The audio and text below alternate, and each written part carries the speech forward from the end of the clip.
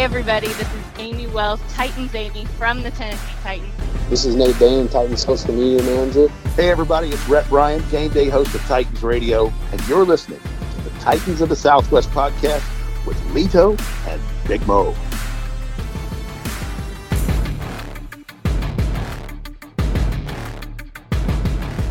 All right, everybody, welcome into another episode of the Titans of the Southwest podcast. With me, as always, today is my partner, Big Mo. I am your host today, Lito. We got a lot of stuff to cover today in a very short amount of time. We got to recap the Jags game, preview the Eagles game, and then huge news just dropped about Rashard Matthews requesting release. We're going to cover all that stuff, and we're just going to kind of rapid fire it at you. First of all, Mo, we just got the news about Rashard Matthews.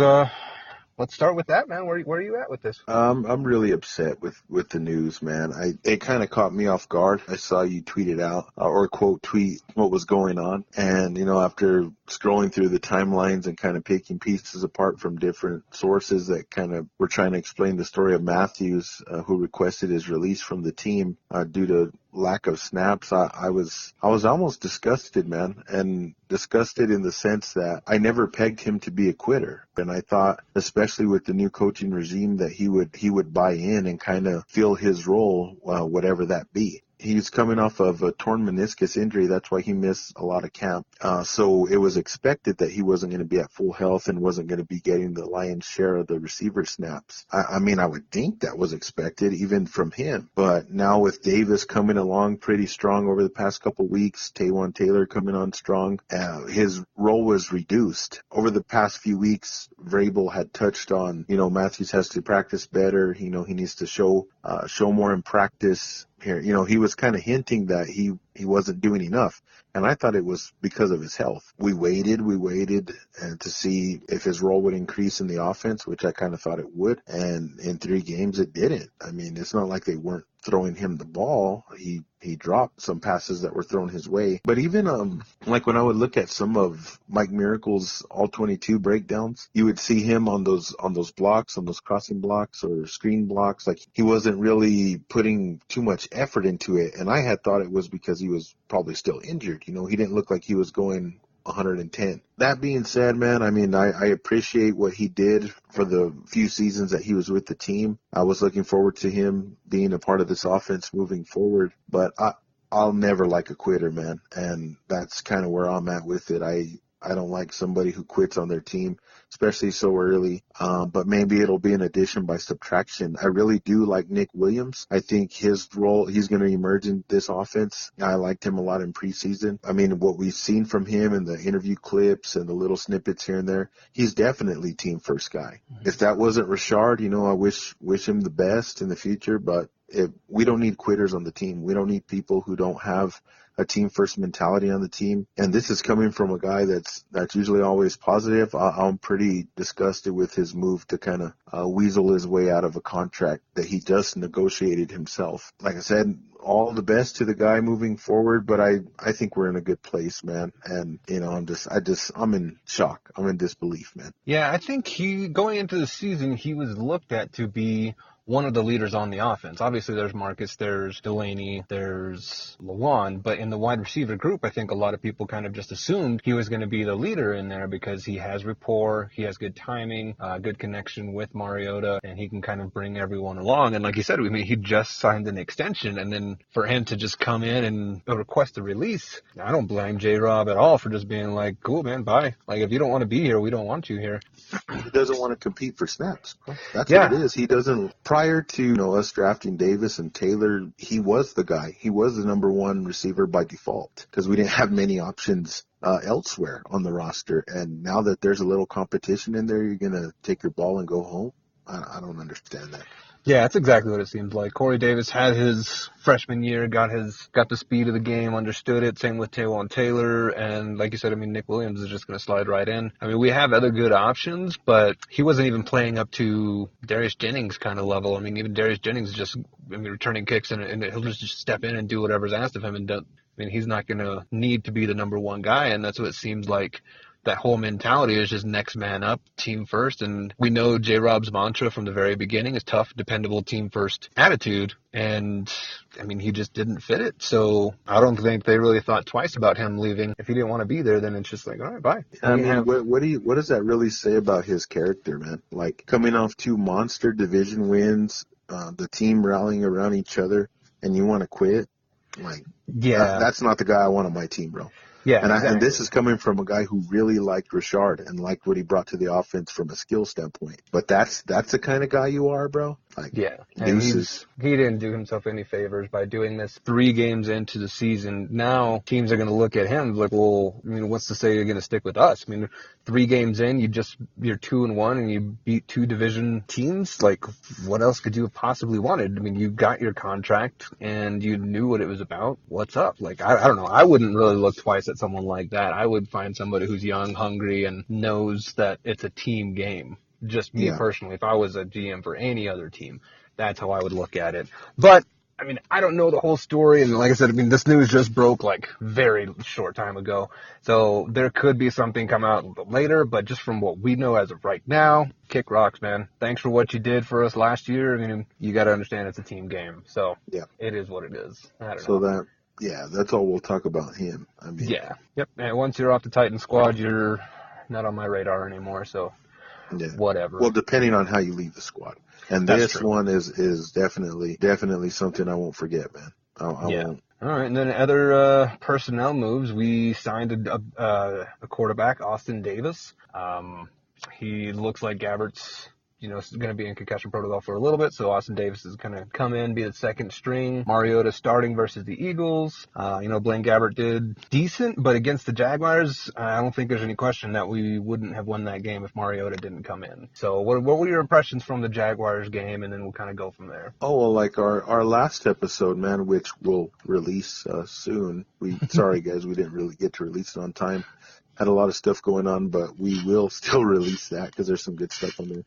But prior to or during our last episode, we kind of talked about we'd open the show in hysterical laughter because we were confident. Yeah, we were confident in our team to get the job done. And the wacky, wild way the game went, some of the stuff that happened were things that we predicted would happen, bro. We said you couldn't trust Bortles, and what happened? He was throwing ducks, bro. Mm-hmm. You would have thought Bortles was the one with the numb hand. But that's just him. That's just him, bro. That's just Bortles. He was missing his receivers terribly. And a part of that, I think, has to do with the pressure that we were putting on him. Our defensive front is no joke. And so I was very pleased with it. I'm not going to be one of those Titans fans that's complaining, well, we didn't score a touchdown. Our offense looks sloppy, this and that. Like, dude, take it for what it is, man. Take the game for what it is. We scored more points than our opponent. An opponent that was expected to beat us by some double digits in some people's eyes. Mm-hmm. We knocked off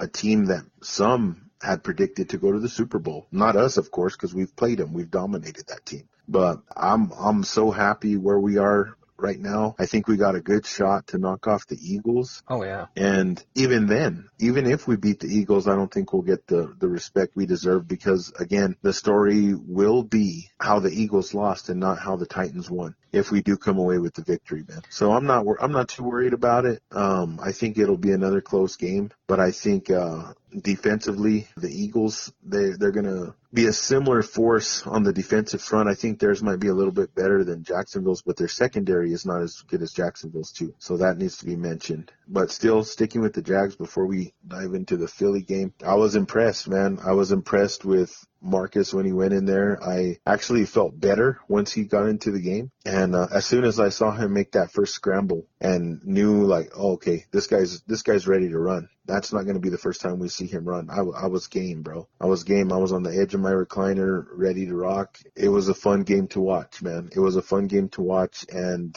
thank you, Ryan Suckup, for leading us to the win. Yeah, and we even said in that Jag preview that Suckup is going to score a good amount of field goals. We thought there was going to be touchdowns in there. Don't get me wrong, but we you even called it, bro. Yeah. You even said a Suckup classic, bro. When I was editing the clips, I was like, yep, It was a suck-up classic. I mean, like you said, it just comes down to who scores more points. It doesn't matter how it happens or what. It's just who scores more points. All it takes is one, bro. Oh, yeah. Our defense held strong. We even said that in our preview that we're going to be the toughest defense they faced all year. Check. We were the toughest defense they faced all year. I mean, they just lit up the Patriots the week before, and then we come in and we hold them. I don't even think they got into the red zone, like actually made a play in the red zone. I think they had a flag and it pulled them back out of it or something, but yeah. I don't think they actually made a play into the red zone. Running game was not as good as I hoped it would be, but that front line of the defense of the Jags is ridiculous. I mean, you got to give them their due. They're monsters.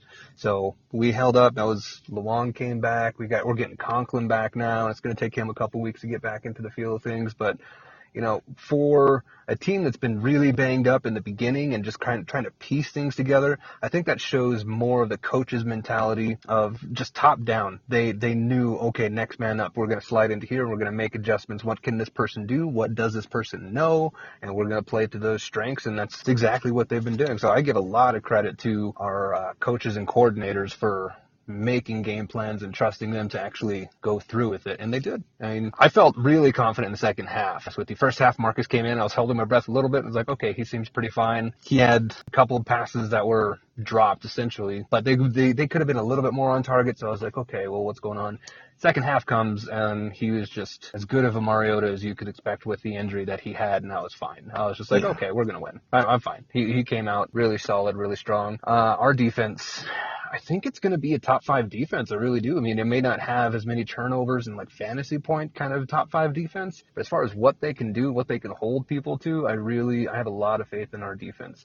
And I mean, you just told me earlier, Kamalei Correa is back now, and he had 2 sacks in 2 weeks. People talking about Fletcher Cox is going to be the defensive MVP because he has 3 sacks in as many weeks. It's like, hold on. Someone we just randomly traded for has 2 sacks in 2 weeks and didn't play his 3rd week. And with as much pressure as we got on Bortles, he probably would have gotten one there too. So that's going to be an interesting thing to look at as well. I was happy with the game. People talking about wanting touchdowns. It's just they're wanting to flash. There's a lot more to the game than that, man. And I think some of the biggest takeaways I have from the Jags game was towards the end of the game when we had to grind the clock and we were just driving the ball, sucking up so much time that I started to get a feeling like we're gonna do it. We're gonna pull this off, man. We're gonna drain the clock and we're gonna give them the ball with 24 seconds or however long it was, and Bortles ain't gonna be able to do squat. Like I felt confident towards the end, man, because that was a drive, like the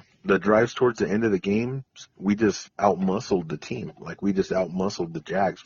We imposed our will, and it was just spectacular to watch, man, especially in their house. Like towards the end of the game, I was looking at when the camera would go to the wide view, and there were empty seats, man. Like, I said, okay, and I'm not even counting the ones that were tarped off. There were empty seats, bro. Like, I just saw all kinds of white seats, and I was telling my wife, I said, look at that. That's the fan base that believes this team can go to a Super Bowl. Get out of here. Yeah, and in that close of a game to start leaving that soon, I mean, even Duval Nation doesn't have that much faith in them. They're happy they're able to beat their chest a little bit, but when it comes right down to it, they know that Bortles is going to choke, like Casey said, and he did. And they even said, we've played them, we've beat them many times. We know the key is to just play them just hard in the first quarter, just hit them as hard as you can, and then just grind it out, and they're not going to want to keep doing that. I was extremely happy with that. But, I mean, in all the power rankings, we're still in the 20s for some reason, and Jacksonville's at number 5. It's just like, okay, whatever. No, I don't pay attention to power rankings. Oh, it's one of those things where I kind of side-eye it and like, are we getting respect yet? Nope, okay, that's expected. All right, fine. Yeah, exactly. That's a good way to look at it, because half of the way those power rankings are arranged are just based on team popularity. They want to get, they're just clickbait. It's just clickbait, and that's the way a lot of the media reports. Is just the fan bases, the flashy headline, Yep. And the teams with the largest fan bases, they get the most, write-ups, the most national attention, and that's fine. Whatever. I mean, we went to the playoffs. We upset one of the biggest upsets in playoff history in a long time. I would feel comfortable saying. Yeah, we pulled that off. added more weapons, offense, defense, and nobody's looking at us. And the only people that seems to actually give us respect are the players and the coaches who go up against us, because they're actually sitting there looking at the tape trying to scheme, and they realize, like, oh, wow, these guys are actually really good. So that's I'm happy about that. That's fine. I'm okay with that. Eagles game coming up. NFC defending Super Bowl champion. Well, see, this is a game, bro, like in one of our early shows, I think it was the one we did with Rhett, where we were kind of breaking down the season in quarters. The Eagles was the one game that I felt we could lose in the first quarter of the season. And, I mean, obviously I thought Miami was going to be the easy win. Oh, yeah, but we now, also didn't expect that to be the longest game in NFL history. Well, yeah, true. But now, looking at the Eagles game, it's a very winnable game, man. Mm-hmm. It is a very winnable game, and there's a few reasons why. I think you look at the Eagles and who they've played and who they've beaten so far. Opened up the season against the Falcons. Both teams look sloppy in that game. To me, anyways, both teams look sloppy. Foles looked terrible. It kind of got Eagles fans getting antsy a little bit to get Wentz back because he was out. Then from there, they traveled to Tampa Bay, I believe. They traveled to Tampa Bay and played the Bucs and wound up losing by 6 on the road. The Eagles don't normally perform too well on the road. I think, I mean, I could be wrong, but from what I remember last year, they were one of the teams that kind of struggled on the road. Yeah. Then you got this past weekend, they played the Colts. I mean, none of us have high expectations for the Colts, even with Andrew Luck. None of us kind of expected them to be much of anything. And the Eagles barely scraped by with a 4-point win. That gives me hope. That gives me hope to think, like, we're a lot better than the Colts, man. And we're going to be at home. So I think it's like the odds are kind of stacking in our favor. Wentz looked good from what I saw. He looked like he wasn't hesitating to tuck the ball in and make some moves with his legs. So that shows me he's feeling pretty good. One thing I wanted to touch on while we preview this Eagles game is I had wrote a piece earlier talking about how the Eagles haven't allowed 100 yards on the ground all season, but the Titans have put up over 100 yards in each of the first 3 games. One game we broke even at 100, but still, you know what I mean? Yeah. At least 100 yards on the ground. You look at the Falcons, who have a pair of solid running backs in Devonta Freeman and in Tevin Coleman. Neither of those guys was able to go for over 100 on the Eagles collectively. Then you look the next week, the Buccaneers don't really have anybody for running back. I mean, I think they got Ronald Jones, who's a rookie, and a few other faces there, but nobody that's really popping up in my mind right now. So that was expected. Plus, they didn't really have to run the ball with Fitzmagic throwing for 76,000 yards in that game. There's that. The Colts, I mean, have they ever had a running back? They had Frank Gore for a little bit, which was kind of a pain. But prior to Frank Gore, they had Joseph Adai. That was the last good running back that I remember them having. This year, I know they got a few rookies back there and a couple of odds and ends, but no formidable threat on the ground game. So now the Eagles are facing us. We got 2 solid running backs, man. We got 2 solid running backs, and we got a quarterback who can get it. Now, I expect all 3 of them to be a big part of the running game against Philly. I expect the Eagles will be prepared for that. They'll try to keep Marcus in the pocket. They're going to try to make him win with his arm, and I think LaFleur is going to be prepared for that. So he's going to make sure every throw he dials up for Marcus is a throw that, is within his range to make. Vrabel said today in the presser that they're not going to hold back anything from the playbook. That Marcus, I guess he's showing them what he needed to show them, I guess, bro. I don't know. Things are looking good on that end. I think Derrick Henry is capable of having a big day. If you watch Henry hit those holes, man, he has like a wavering trust with the holes because he was used to so wide holes coming from Alabama that it was just almost a race to the end zone 99% of the time he would run the ball. Here, you see that hesitancy with him to not trust that the hole's going to open up right at the right time. But man, I'll tell you what, when Henry runs, like there are so many times, more than a handful of times that he has potential to break it deep, man, for a deep one. He just has to beat one more guy. And I've seen it. The box stats aren't going to show that. But if you watch the game, you can see, man, sometimes he's just a few string tackle away or just one small block away from being off to the races. With Deion Lewis, we know what he's going to do. We know what he's capable of doing. And I think going against Philly, I think he's going to really want to punch them in the mouth with his abilities running the ball and out of the backfield as a receiver because the Eagles drafted Deion Lewis. The Eagles took him in the 5th round. I forgot what year the draft was, but I know the Eagles had drafted him.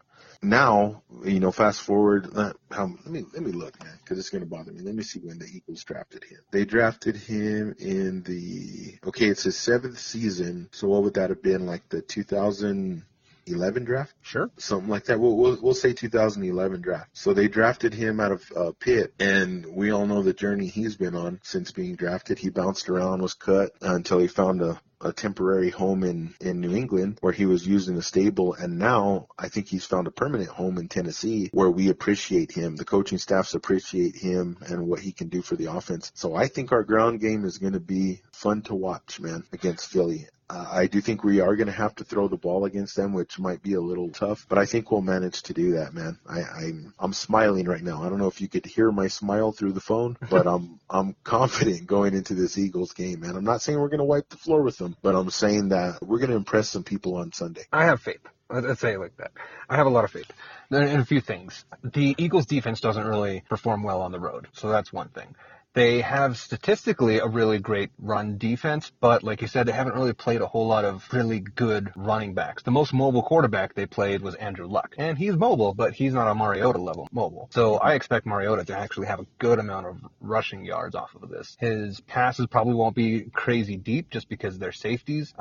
It's going to be right in between. I see a lot of slants going through, comeback routes, things like that. That's where Corey Davis excels at. He's a possession and yards after catch receiver. I'm perfectly fine with that. The offense is that the line is going to have a really tough game. This is one heck of a game for Jack Conklin to come back on. I'm optimistic. I really am. But we know it takes a little bit to kind of knock the rust off. Yeah, Carson Wentz, sure. I don't know, whenever I watched that game, I saw he would pull it down and run. He'd make those decisions really easily, but whenever the pocket's collapsing, he has to throw the ball. He seemed just a little bit skittish. Nothing crazy. I don't think it's a long-term thing. It's his first game back. He didn't have any preseason. He doesn't have anything like that. And we saw even Mariota was like that the first game back from a leg injury because you go the whole recovery process not wanting anything to get around your leg, so that way because it hurts so there's and everything. That natural hesitancy a little bit. Exactly. And I think our line is really our defensive line is going to give him some issues because, we have pressure, but we also have speed guys in Landry, Morgan, and Correa. Those guys are going to be flying all over the place. They can chase him down. They can do that kind of stuff. Jarrell Casey may not be able to chase him down. He'll hustle and he'll try. We saw him get after some people and chase him down the field. But Wentz is a little bit faster, so I have no issues with that. My main thing that I'm worried about is not even Alshon Jeffrey coming back because we know he's good for some crazy catches and he's a main weapon. We have the defensive backs to cover him. Their tight end squad, their tight end room is kind of worrying me. And that's been our Achilles heel in the past. We seem to have kind of stopped the bleeding on it this year, but I think, correct me if I'm wrong, this may be one of the better tight ends that we've played so far. So that's going to be a big test for our linebackers to kind of stay disciplined, stay with their guy because Ertz is a machine. So I'm a little bit worried. And then Goddard was coming on strong the past couple of weeks too, or I think that's how you say his name. Dallas. I've always said Goddard. I don't know why. Goddard? Is it Goddard? Yeah, I don't know. I've heard it both ways, just like Mariota. I don't know. I'm not 100% sure. Oh, you're right, bro. They got a solid tight end group that I think is really going to challenge our linebackers in coverage. I think Pease will probably flex some of the cornerbacks into the defensive formations to kind of help with that. I think we'll see Logan a lot. Yeah, I think he's going to throw some surprise formations out there. Like you said, with Ertz, the Eagles will line him up even in receiver spots. He can play all across the line, receiving line. He's capable, he's smart, and he's got excellent set of hands. So I think a lot of why the Eagles tight end group has been what it's been thus far in the week is because they haven't had Alshon Jeffrey. I mean, they still use Aguilar. They still use him a lot, and from what I've seen, he's using some mid-range posts or some outside throws in space to where they kind of are relying on his speed to kind of make an extra move and get some yards after the catch. So I think their game plan, I'm curious to see what it's going to be against our defensive back group, because I think our DBs are solid and equipped to handle even their tight ends.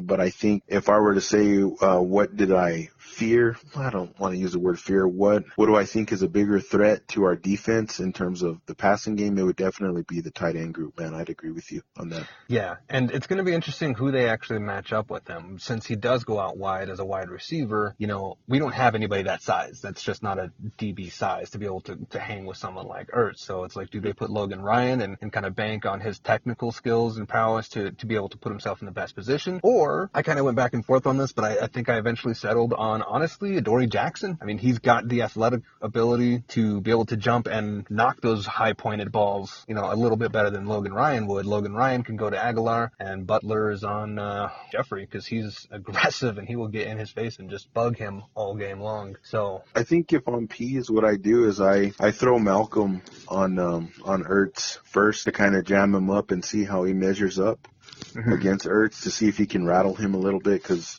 Butler's physical. Right out the gates. He's physical. He's going to try to, you know, check him a little bit. And then, but I wouldn't limit it to just Butler. I think in the end, I think I could see Logan shading him a lot. Logan's been playing really well. I could see Logan kind of shadowing him wherever he goes on the field, but I would keep Byard as help over the top. I'm not too worried about Jeffrey beating us deep. I think I'd put Adoree on Jeffrey, and just kind of whoever our second corner is out there, just let him follow Aguilar around, because Aguilar's not really big. He's not a big receiver. No, he's just a speedster, but he's not very technically proficient. That's kind of why I was thinking pretty Ryan much. With his, you know, Ryan's a mechanic at his craft. And he won't get burned with the speed, because he's technically sound enough to be in position. Exactly. And that's why I was just kind of thinking that obviously BMP knows much more than I do. But that's just my initial look at it, and that's kind of what I'm looking at. As far as offense goes, like I said, short to medium range, maybe over the top a little bit, just to keep them honest.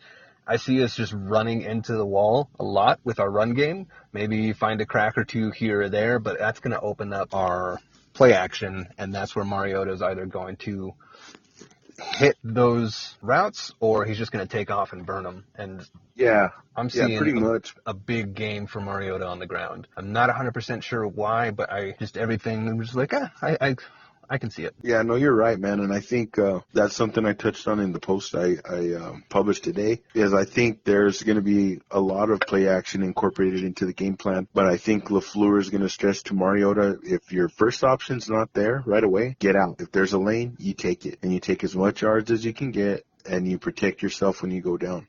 Mm-hmm. I could definitely see that being a big part of the game plan. Like we saw against Jacksonville, the outside runs weren't really working as well as they'd hoped early on, and they kind of stayed away from the inside runs, completely flipped the script, and then started really working the inside zone, man. And I expect that from LaFleur again. I expect him to make the in-game adjustments, which it's such a beautiful thing to say, man. And it's such a beautiful thing to see and to witness is a coach who can make in-game adjustments. Our coaches couldn't even make game-to-game adjustments, man. They wouldn't scheme for our opponents, or at least it felt that way. But these are coaches that are going to make in-game adjustments by possessions, not even by quarters, but by possessions. They're going to say, okay, this is what worked.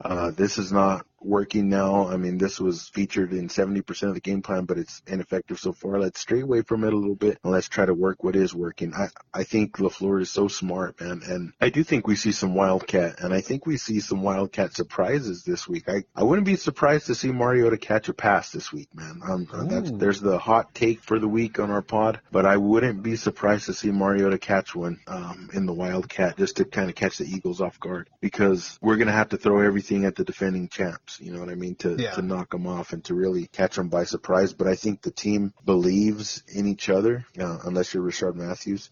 I think the team believes in each other, and I think everybody that's currently on the squad now has each other's best interests in mind. I think it's going to be there's something special building, man. That's for sure. Yeah, there is. There really For is. the boys. For the boys. I love it. Well, I know you don't do predictions, and I would if I had one on this game, but I honestly have no idea. I do think that we can win. I am like... Getting a little stitious, are you? No, not at all. I just don't even know what it would be. Like, it's not that I think by putting a point value on it, it'll jinx the game because Mariota's listening to our podcast. I'm like, ooh, no, can't do it now. Yeah, for sure. No, I hear you on this. It could go so many different directions. I mean, it could be a shootout or it could be a suck-up classic again. I really don't know. We could get blown out. We could blow them out. It could be a tight game. It could be... This one, I'm not 100% sure on. We only play these guys like every 4 years, I think, right? Yeah, every 4 years, yeah. Yeah, so I don't know. I haven't paid a whole lot of attention to them. Obviously, with the Super Bowl and the playoff run, that was about the most I paid attention to them, but I didn't dissect them because we weren't going to play them the next week or anything like that. So yeah. I think our defense has a really, really good game. Again, I don't know if it'll show in the stat sheet with turnovers, but I think we hold them pretty darn well. I don't see us giving up a whole lot.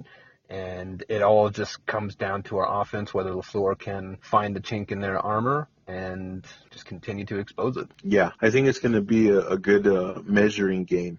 Mm-hmm. Like to see where we're at. And I do know, I think I might have mentioned it earlier, if we do win, the story is going to be how Philly lost and how Carson needs more time to, fully be healthy and be up to game speed, and how the excuses go. Oh, yeah. But to his credit, yeah, it is going to take him time to truly be 100% and rocking and rolling. But I think win or lose, we're gonna get the short end of the stick, at least on the national spotlight, but that's fine. That's nothing new. One thing I wanted to bring up is Mariota's record versus NFC teams. Well, not necessarily his record, but how he performs against NFC teams. Jim Wyatt tweeted this out. It's the little capsules. I don't know if you read those, the NFL capsules, but he pointed out, or he released, the NFL's release, that Mariota has 2,695 passing yards, 245 yards per game with 22 touchdowns versus 6 interceptions, with a 104.9 rating in 11 career games versus the NFC, and he has a 90-plus rating in 2 of the past 3 at home. So take that for what you want. I mean, to me, it's showing Mariota does well against the NFC teams who don't see him that often. So I'm feeling confident, man, and especially with Vrabel, how positive he sounded in talking about Marcus and talking about how the playbook isn't going to be as limited as it may or may not have been over the past few weeks. You bring in Conklin back into the equation, and things are going to get nasty in the trenches, bro. Once we got our 2 bookends back, things are going to get nasty, and the running game's only going to benefit from that. I think it's going to come down to which defense performs better. I don't think this is going to be a game that points are scored in spades. I think every point's going to count. I'm not going to give a prediction because ever since I stopped predicting by the number of points, my superstition has been confirmed, and we're 2-0 since I stopped doing that. So I'm kind of proud of that. But I'm just looking forward to it, man. I'm looking forward to it, man. It's Sunday at 11. I'm going to be sitting in my chair. And that's it, because this ain't a fluky game, man. I had this game circled on the schedule prior to everything, prior to us even giving our season prediction, our quarter season prediction. I've been looking forward to the Eagles game because this is a game I wanted to see. Okay, this is going to show us how we measure up. You knock off the defending Super Bowl champs, you punch them in the mouth. That naturally gives you some respect. That gives you a little bit of clout. Mm-hmm. And whether or not the national media pays us that type of respect, I doubt it, but hey, it is what it is, man. Yeah, I agree. I'm looking forward to it. It's going to be a fun game. Can't wait for it to get here. All right. Do you have anything else you want to hit? I don't, man. I'm feeling pretty good about the game. I think, one thing we didn't touch on, and I haven't really seen too much about it, but the Eagles running backs, I don't think Jay Ajayi has played, or he's been very limited. But I'd have to, do a little bit of research to know for a fact. But I think he's going to be back in the Eagles lineup. I'm trying to remember if he played last week. I don't remember seeing him much, or if at all. I mean, it's not popping into my head. I remember Smallwood and Clement a lot, but I don't remember seeing Ajayi in the offense, and maybe I just missed it. But that could definitely change things up a little bit, because the last time he played us when he was with Miami, he had a pretty good game, I think. But the cool thing is, Doug Peterson and Mike Vrabel have never faced each other, obviously. Vrabel's first year as a head coach. Yeah, but Peterson's never faced Mariota either. He said he liked him a lot coming out of college, but he's never actually seen him in person, so he's really looking forward to watching him. Yeah, he's never played the Titans. Yeah. He's never played the Titans.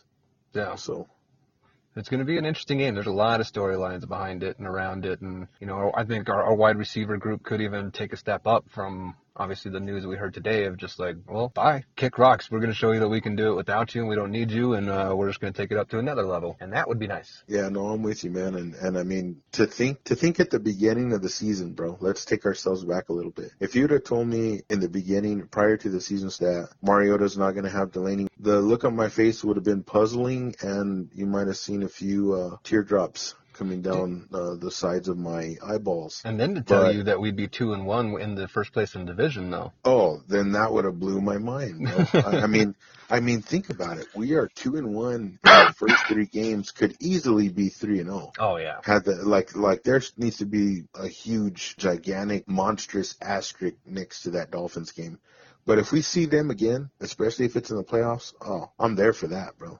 Yeah. I'm there for that. Did you see the news too, bro, that both Alan Branch, the guy who knocked out Luan, and William Hayes are both done, are both out? Somebody's in a body bag, and I know Marcus is playing this week. So, I mean, I know Luan's playing this week, no Marcus. Both of them are playing. Yep. So I'm here for it, bro. Oh, how sweet it is. All right, guys. Well, with that, we're going to wrap it up. And then this week, we're going to have a couple bonus episodes. We'll send them out. And you guys are going to get the Jags preview a little bit late. But you can call us out on all of our stuff, all the stuff that we called right, all the stuff that we called wrong. At the very least, it's listening material for you after you've heard everything else. Yeah, go back if you're a Titans fan, you'll like it anyways. You know what I mean? Like, if you're a Titans fan, you'll like it. I know a few people have hit me up on the DMs asking, hey, when's the episode up? I want to hear it, which is cool, which is awesome. Thank you guys for listening. And this week you're going to get a handful of episodes, that's for sure. We have some good content that we recorded over the weekend, and it was a wild weekend for both of us.